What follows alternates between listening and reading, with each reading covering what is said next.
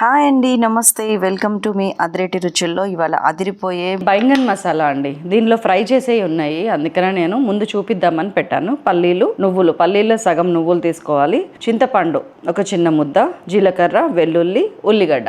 ఇది బైంగన్ మసాలా అంటే మనకు జనరల్గా బగారా బైంగన్ అంటారు, గుత్తి వంకాయ పూర్ణంలోకి చేసేది. కానీ దాన్ని క్యాప్సికంతో చేయొచ్చు, టమాటోతో చేయొచ్చు, దీంతో చేయొచ్చు. నేను బీరకాయ మసాలా ఎగురని చేస్తాను, పెద్ద పెద్ద ముక్కలు కోసి. దీని కంటిన్యూషన్ అదే వీడియో ఉంది, చూడండి, చాలా బాగుంటుంది. ఈ మసాలాతో ఇంకేం చేయొచ్చు అనేది కూడా చెప్తాను. ఫస్ట్ ఎలా చేయాలో చూద్దాం. ఫస్ట్ ఒక చుక్క నూనె వేసుకుంటున్నాను. ఒక చుక్క అంటే చుక్క అనుకున్నాను, మా అత్తగారి భాష ఇది. అంటే ఎక్కువ కొంచెం అనేదాన్ని ఓ చుక్క పోయిరాదు, ఓ చెంచాడేయి అంటే జస్ట్ ఒక కర్రీ అట్లా అనమాట. అలా మాట్లాడేవారు, మేము నవ్వుకునేవాళ్ళం. ఉల్లిపాయ ఫస్ట్ వేసేస్తున్నాను.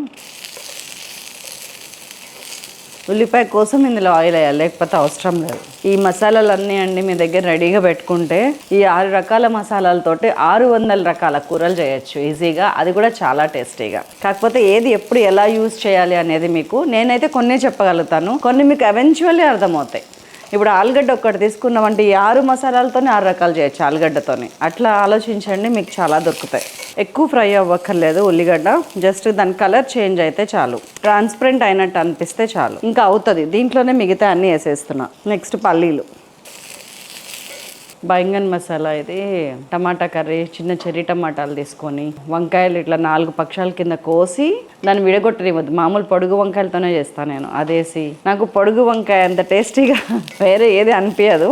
మళ్ళీ మువ్వంకాయ అంటారు చూసారా, ఆంధ్ర సైడ్ దొరుకుతుంది, అది మళ్ళీ చాలా బాగుంటుంది. మిగతా అన్ని ముళ్ళంకాయ ఇవన్నీ ఎక్కువ ఏదో ఒక సీజన్లోనో ఫస్ట్ క్రాప్ అయితే తప్పితే చేదు ఎక్కువ ఉంటాయి. చాలండి, పల్లీలు వేగుతున్నాయి, ఇంకా వేగి ఉడుకుతాయి.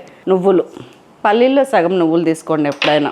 జీలకర్ర, నువ్వుల్లో 3వ వంతు జీలకర్ర. వెల్లుల్లి వేయించాల్సిన అవసరం లేదు, అసలు నూనె చుక్క ఉంది కాబట్టి నువ్వు సప్పుడు చేయట్లేదు, కానీ లేకపోతే చిటపట మొహం మీదకి వస్తుంది అది. చింతపండు కొంచెం వేస్తున్నాను.